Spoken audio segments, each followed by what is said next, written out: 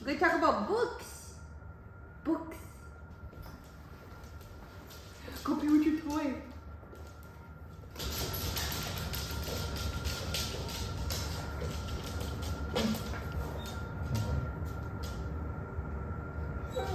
Hello. Say hi. Hey. This is going to be my September wrap up. I currently have the little one on my lap because he has very long nails and they make noise throughout my entire house. So, I have the little one on my lap because he likes to walk around. This one's the new one down here. She might be playing with the cat. Anyways, this is gonna be my September wrap up. I just wanted to talk really fast about all the books that I read in September. There's not a left. Oh wait, let me go get the one I'm currently reading. I have my books kind of sorted into 3 different piles because I did DNF one book this month at the very beginning of the month, and I also am currently in the middle of a book that I started and I'm gonna finish right before October 1st, I think. So the first book I picked up, I actually DNF'd, and that was To Sleep in a Sea of Stars by Christopher Paolini. I have had this book since it was released in 2020 and I never picked it up. And I guess you could say that I'm sorry I did, because I DNF'd this at about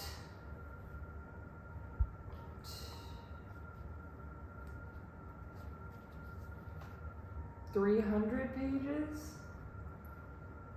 And I think I was like a third of the way through and I just didn't care. I was very bored.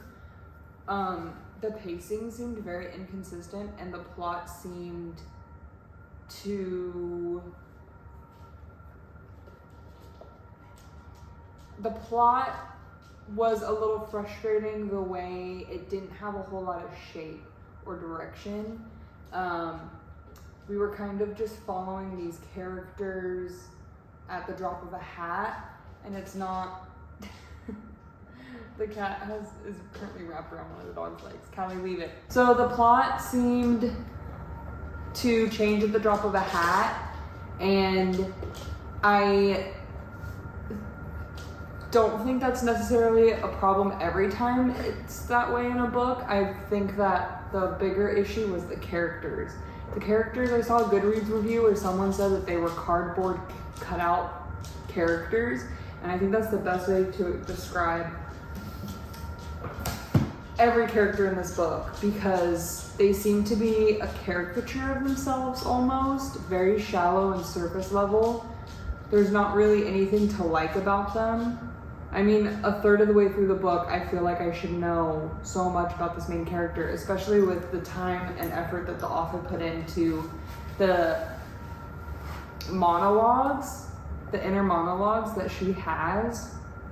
But they were all so very cliche, and I didn't really care about the sci-fi alien aspect of it. So I ended up putting it down just because I have so many books that I want to get to. There's always great, like, I'm so good at DNFing books because I always think that another 5 stars around the corner. Like, why would I waste my time on an 800 page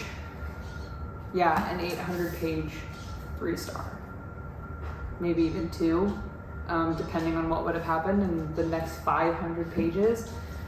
But you know, it's just too long of a book and I just didn't care. I put in a good amount of work into reading those 300 pages and it was just such a slog. So I put it down and I picked up a book that I was far more excited to read and I was not disappointed by, and that was The Grace of Kings by Ken Liu. And I devoured this 600 something page book in 2 days. I thought this book was so unique for high fantasy. A lot of people are calling it self-punk. A lot of the language is derived from classical Aino, which I believe is Chinese, but please don't quote me. And there's a lot of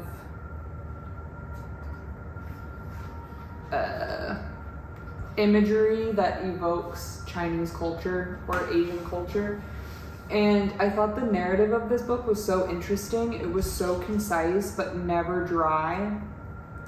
The prose is actually very beautiful because there's so much to be admired in writing that is so to the point but says so much.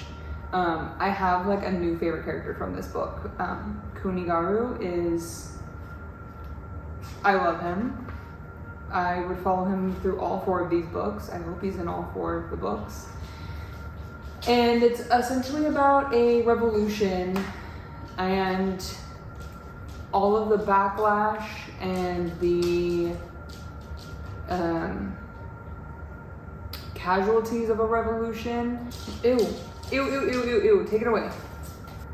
All of the casualties of a revolution and blowback is not always just or like this magnificent thing that can come from a revolution. And I really like the way that the author, I do also, something that stands out when I think of this book is the way the author delivers backstory on the huge number of side characters in this book. I mean, there's a sweeping number of side characters because there's 7 kingdoms under one emperor that is being revolted against, and the kingdoms are all come from noble or royal houses and lineages, and there's a huge story behind all of these kingdoms and how the emperor came to be. And he doesn't, by he I mean Ken Liu, doesn't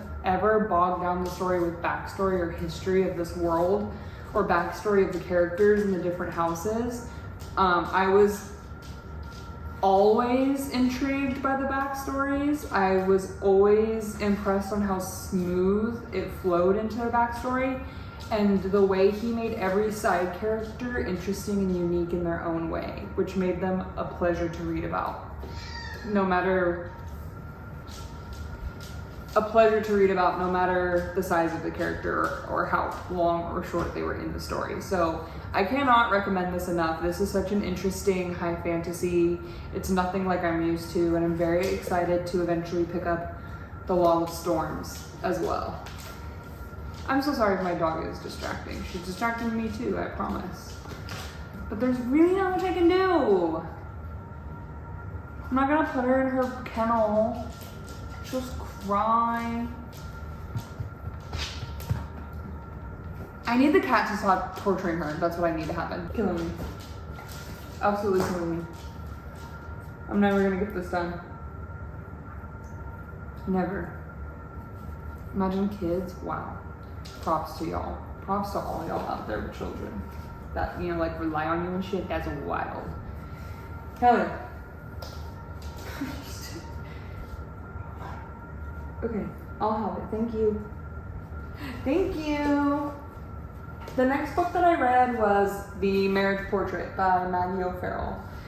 And I did really enjoy, I got a stain on it, dang it. I did really enjoy this book. I picked it up from Half Price Books because their new releases are still slightly discounted, and I felt less guilty about buying a new release instead of reading all my like backlisted titles that are on my TBR, because this one really intrigued me and I really would have taken any excuse to buy it. So this is the author of Hamnet, and I did not read Hamnet. I'm not a huge Shakespeare fan. That book comes across to me as a little harder for me to access personally because I have no background knowledge. Please let me know if I'm wrong. But I do want to jump into that as Maggie O'Farrell, giving Maggie O'Farrell a shot, because I didn't want my lack of knowledge to hinder my reading experience. I'm really intrigued by the first chapter. The first chapter, you're introduced to the main character, Lucrezia, and she lives in 1500s Italy. What I have to say about this book is that reading it started off a little rocky.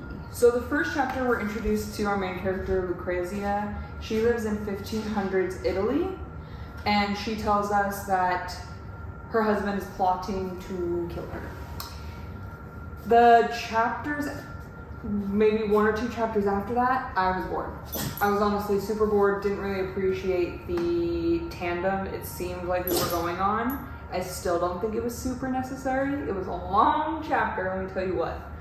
But at about the 80-page mark, I started to adjust to her writing style, and it's very flowery. I will say it's very poetic, but it's not unintentional. Like, she's not just shouting random words. I'll get to a book I read that was like that, but it's not like it wasn't willy-nilly, but it did take a little bit of adjusting to after I read such a concise prose. So that's how long it took me to adjust. It's about 80 pages. And then we started to get into the meat of the story. We're balancing between different timelines of her childhood. It's like chronologically her childhood to now. I mean, she's still a child. She's a child bride. But her young childhood to present day and how she thinks her husband is trying to murder her. So I started to appreciate it more because the story definitely started to pick up, and we get a lot longer in the POV of present time. Once I got through the beginning, I couldn't put it down. I ended up reading the last 250 pages or so in one sitting because I had to know what happened, and I do recommend it. I ended up giving it 4 stars, and I do recommend it. It was such an interesting story. There's such an interesting author's note at the beginning, and I definitely will pick up more Maggie O'Farrell in the future, as well as Hamnet, because now that I know what her writing style is like and I can get down with it and the pacing and I can be patient because I know it'll be a good payoff, I'm definitely interested in getting more of her books. So this is the second full book I read this month, not including the DNF. The last book I finished this month, as of filming this, is On Earth We're Briefly Gorgeous by Ocean Vuong. And I didn't like this. I did not have a good time. This book is 242 pages, and I thought, great, what a nice little palate cleanser. Probably a very touching story, judging by the cover and what I've heard of it after a chonker and like a very intense, fast-paced story. So I thought this would be the perfect thing to break it up. I had picked this up last year and ended up putting it down about 50% of the way through. Not from the book, just because of life and not reading and various things got in the way. But it was like a soft DNF. It was like, I need to put this aside for now. So I ended up picking it back up, and I'm glad I did, so that I wouldn't hold on to this book any longer just for the cover. But I'm kind of not glad I picked it back up, because in my head this book was going to be so good. I read the first 50% of the story again. I remembered everything, but I felt like I appreciated it more reading it this time around. But after the 50% mark, it kind of crumbled. I don't think it's very fair to call this a novel. I think the first 50% is a novel, and it's kind of these vignettes and memories. It's almost an epistolary because he's writing to his mom, who doesn't speak very much English and can't read English. And so he's just being brutally honest and opening up to her about his life and his experience as a first-generation Vietnamese American. He was born in Vietnam. His family moved to America, and there are some parts that are really touching and sad. Personally, the way that the book is written, the format of the book is a little distracting from moments that should have hit home more to me. And after the 50% mark, as I was saying, the format really crumbled. I was just really not a fan when in the last third of this book, it went from the vignettes and narrative to this like just statements, almost like freeform poetry, like just off the cuff thoughts almost. And I will say at about the 50% mark, I kind of realized that there was no plot. This wasn't going to be plot driven, which was a little disappointing because the first 50% did seem that there was a plot. It did seem that it was going to be almost like a coming of age story, a coming into sexuality story, and then it just took too many different branches after that for me. It just felt like it was going nowhere personally. And to be honest, the prose felt a little pretentious. It felt like it shouldn't have been marketed as a novel, because in the novel standards, I suppose, or expectations, it came off a little pretentious. I feel like that's not really fair because he was trying to do a lot more than a novel, I feel like. And I know this book is beloved to a lot of people, and I totally admire that and respect that. But I really didn't like it. I really felt like I read this all in one day. I really felt like I enjoyed the first half of it so much. It set up the second half for so much more of a failure. Because I would have, if the first half was like the second half, I would have DNF'd it probably. And like, this wasn't written for me. I'm gonna put this down. But it's one of two things. It's either he was trying to do something so much more than a novel, I don't appreciate it, and it wasn't very fair that it was marketed as a novel, okay? Or two, it's super pretentious and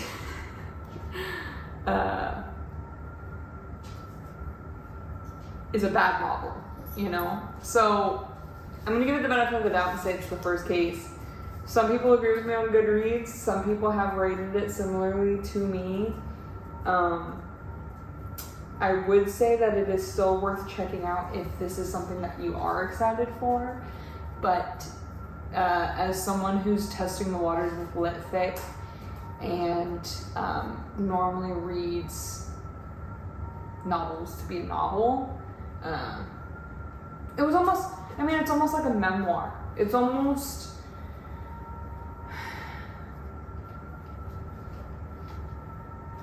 I just think it was marketed wrong. I think it was marketed wrong, and then I think the first half was purposely trying to stick to that format and expectation, and then part two, it was just a mess, to be honest with you.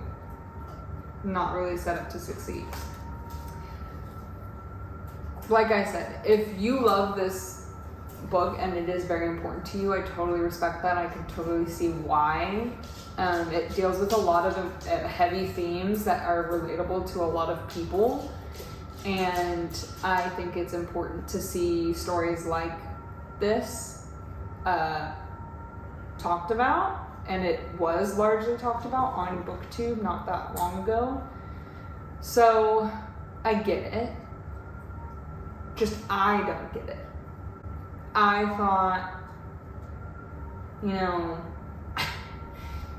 I get it, but I don't get it. I really wanted to like it. I really, really, really wanted to like it, so please don't be mad at me, but those are my thoughts. So, in order to pick me up from this guy, I was disappointed that I didn't like it. I started a reread, and I started a giant reread.